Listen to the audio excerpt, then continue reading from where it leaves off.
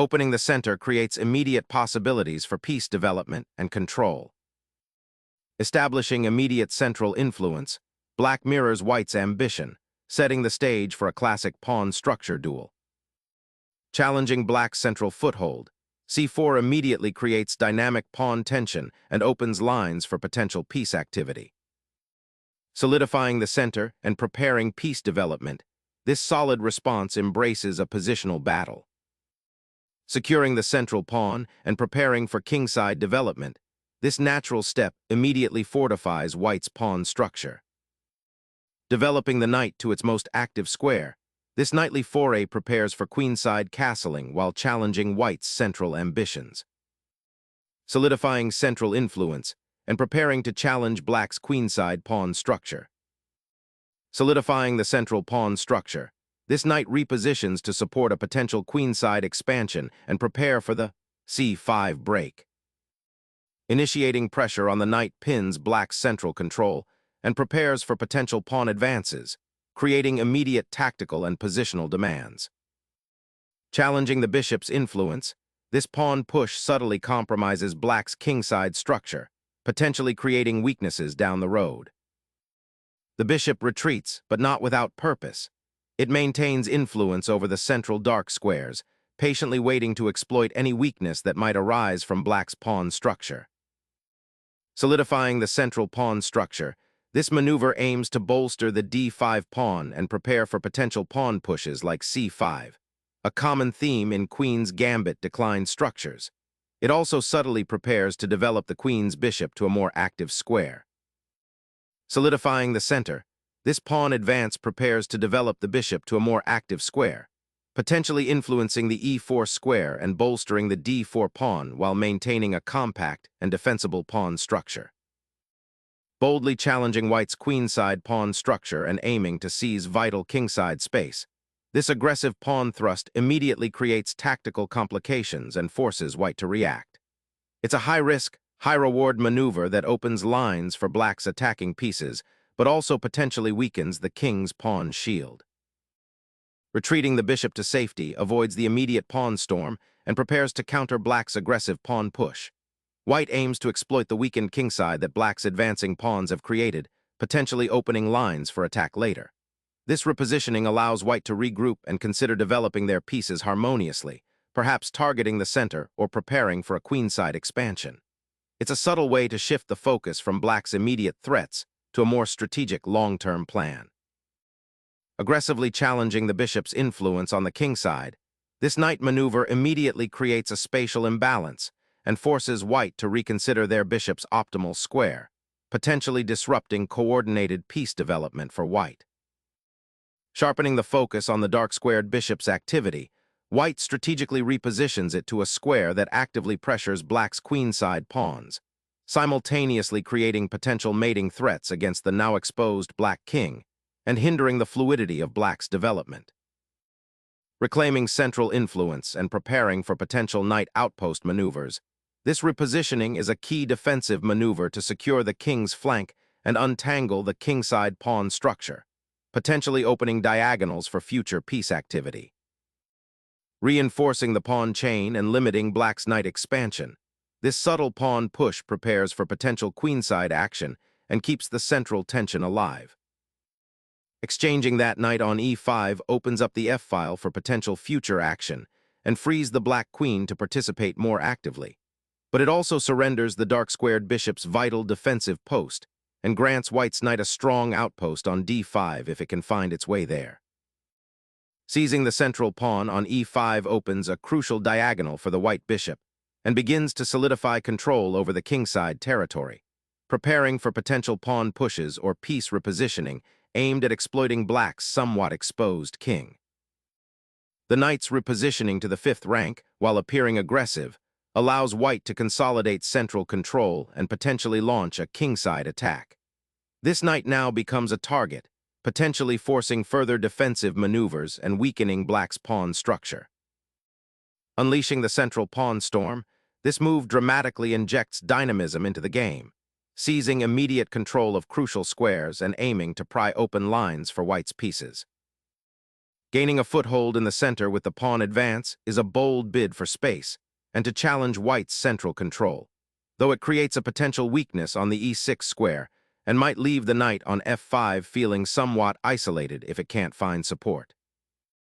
Opening a vital diagonal for the queen and bishop, this capture decisively splinters black's pawn structure, creating isolated weak points that will require careful defense and potentially dictate the entire middle game strategy. Black just surrendered the central pawn majority in exchange for a cramped position and potentially exposed king. Recapturing the pawn is a bold attempt to rebalance the material, but it opens up lines for white's pieces and creates immediate pressure on the e-file and f-file, a critical moment where precise calculation is paramount to avoid cascading tactical disadvantages. Forcing the queen off the board seizes the initiative, opening a path for the rook on d1 to dominate the now vacant d-file and pressuring black's awkwardly placed knight. The monarch's relocation now fundamentally alters the endgame's character, exposing it to potential threats along the opened files and diagonals as the queens are neutralized. Suddenly, the white king's flank is a gaping target, inviting a swift advance from the black forces now that its royal escort is gone, and the long diagonal is cleared for potential knight maneuverings toward the beleaguered monarch. The king's trek to the queenside, though seemingly defensive, now exposes crucial weak squares around the monarch and initiates a complex balancing act between solidifying the pawn structure and coordinating active piece play to counter white's immediate kingside pressure. Black's king is suddenly exposed on the queenside, a stark contrast to white's king safely tucked away behind the completed castling maneuver. Instantly, the bishop embarks on a diagonal raid, eyeing the precarious f2 pawn and hinting at a desire to escape the cramped queenside, a bold redeployment in this unbalanced pawn structure where white's central advance has created a significant spatial advantage. Finally resolving the central pawn tension, this recapture opens the b-file for your rook and aims to solidify your queenside pawn structure, although it does create a slight weakness on c3 that black will certainly probe. Sacrificing the bishop for 2 pawns, black aims to disrupt white's queenside pawn structure and potentially unleash the h-pawn as a counterattacking force, though it leaves their king quite exposed in the center. Unleashing the g-pawn seeks to gain crucial central space, creating a barrier against black's active pieces while aiming to open the g-file for potential future attack. A critical juncture, black consolidates after the pawn capture, aiming to activate the bishop and potentially challenge the open files. This move signals a desire to improve piece coordination, seeking to untangle the queenside while white's king remains exposed in the center. The focus shifts to developing dormant pieces and preparing for a potential queenside counterplay or a defensive restructuring. Opening the diagonal for the bishop aims to pressure black's vulnerable pawns on the kingside and prepare for potential kingside advances or exchanges that could open up lines towards the isolated black king. Unleashing the rook onto the open d-file immediately pressures white's central pawns and establishes a crucial outpost for black's forces. Consolidating the bishop's influence and preparing a potential rook lift to seize the open f-file. Alternatively, a calculated risk, repositioning the bishop to a more active diagonal while accepting a slight weakening on the kingside. Or consider this. Fortifying the center, this maneuver aims to create a more robust pawn structure and restrict black's developing options. Another perspective. This defensive reinforcement offers a degree of safety for the monarch and sets the stage for a potential strategic regrouping. Yet another approach. The knight's recent foray has created an imbalance, and this bishop's relocation seeks to exploit that by enhancing its pressure along the long diagonal. Black seizes upon the open c-file, a crucial highway for rook activity, aiming to challenge white's imposing central pawn chain and potentially harass the isolated king.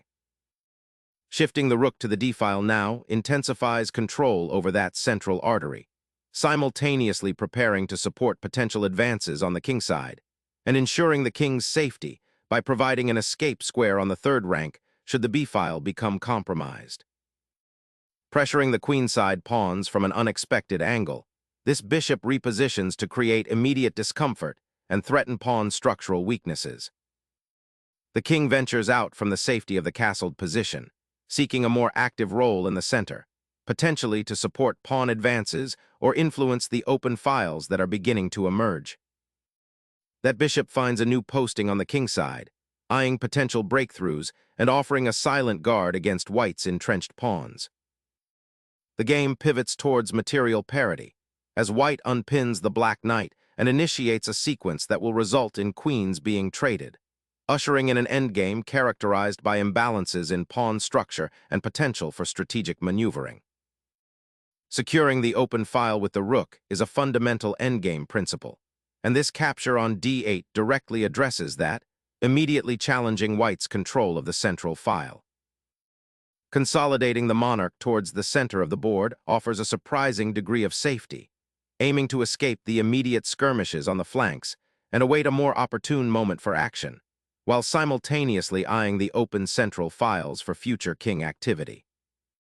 Black's pawn advance on the queenside aims to activate the otherwise passive pieces and potentially create a passed pawn, while simultaneously aiming to disrupt white's already precarious pawn structure.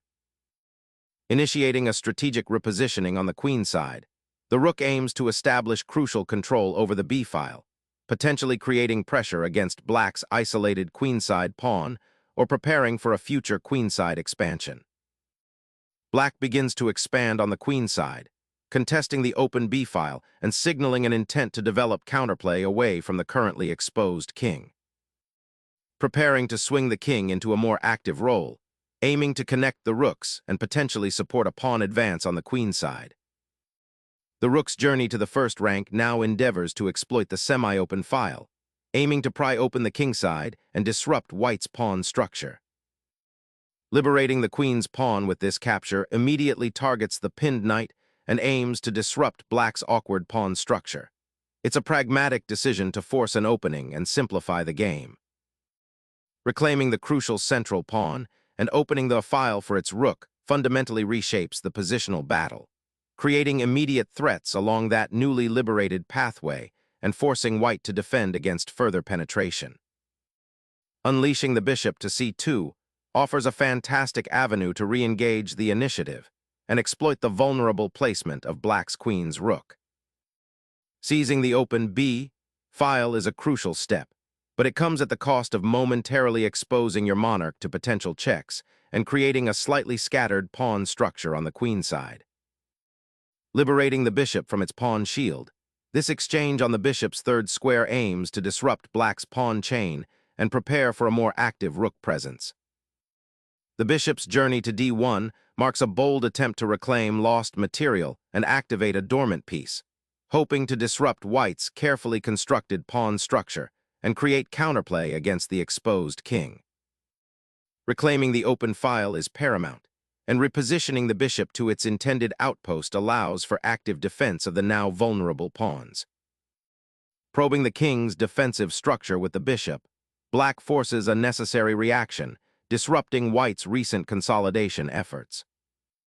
Seeking to activate the monarch's latent potential, the king ventures forward, initiating a daring maneuver towards the center of the board.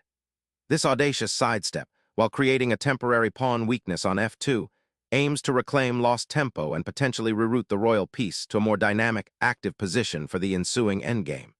The strategy hinges on whether black can effectively exploit the exposed king before white's pieces achieve greater coordination and control of open lines. Disrupting white's pawn structure and centralizing your remaining bishop creates immediate threats and opens up new possibilities for your rooks, aiming to exploit the awkward placement of white's king. Securing the king's newfound safety on the kingside, a crucial positional adjustment, allows white to focus on consolidating their advantage by activating the queen's bishop and potentially exploiting black's slightly uncoordinated pieces. Challenging the central pawn chain is the immediate goal, aiming to break down white's imposing structure and potentially open lines for counterplay. Seizing control of the open file with the bishop allows white to pressure black's potentially weak queenside pawns. Exchanging those bishops initiates a fascinating endgame transition, potentially unlocking a central pawn majority for black if they can navigate the immediate tactical complexities. Reclaiming the bishop sacrifices the key defender of the black king, opening a direct assault on the weakened monarchy.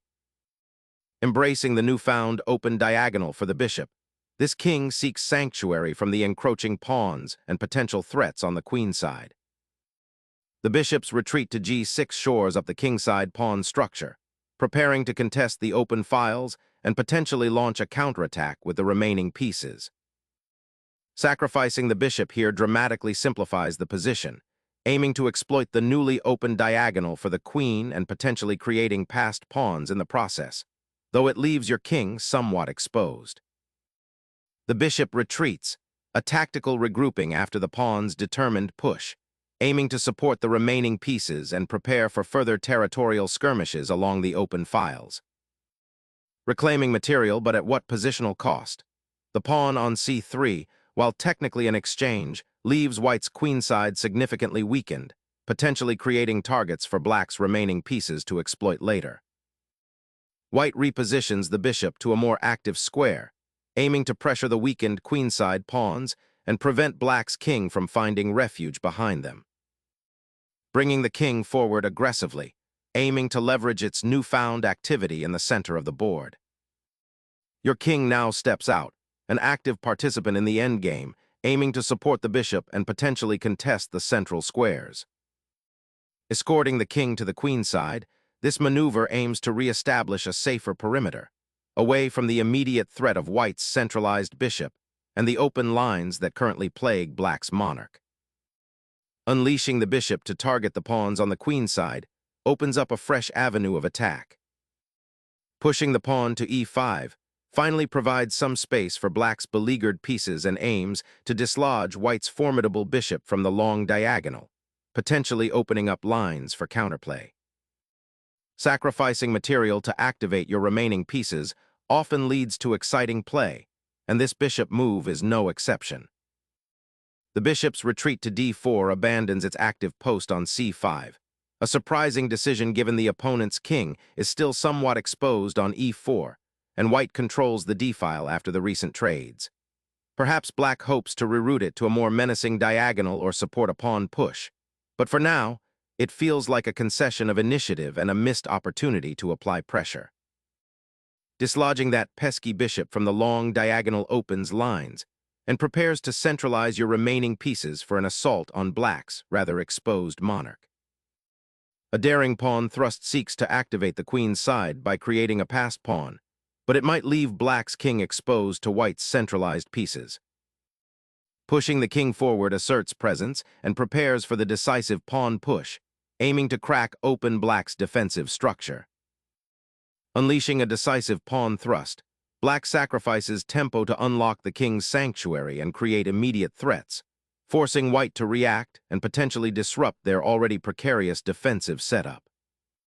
The monarch retreats, a necessary repositioning to defend the pawn majority that now marches forward relentlessly. The pawn's daring advance to e3, pushing into enemy territory, fundamentally alters the complexion of the endgame by creating a passed pawn that demands immediate attention from white's king. This aggressive pawn thrust is a calculated risk, aiming to disrupt white's coordination and potentially lure the king away from crucial defensive duties or create winning breakthroughs. The tension now hinges on white's response to this unexpected forward-marching threat. The monarch is pushed to the brink, desperately seeking sanctuary as the enemy pawn spearheads its advance, aiming to solidify its dominance on the 7th rank and seal the fate of the white king's escape routes. The black king courageously ventures into the heart of enemy territory, initiating a daring central penetration that aims to disrupt white's pawn structure and potentially create passed pawns of its own. Securing that key outpost on c6 disrupts black's pawn structure and prepares for a determined drive towards the kingside, aiming to exploit the currently exposed royal presence. The king's bold dash towards the queenside aims to disrupt white's established pawn structure and perhaps create an escape route, though it walks into a potential discovered attack from the bishop.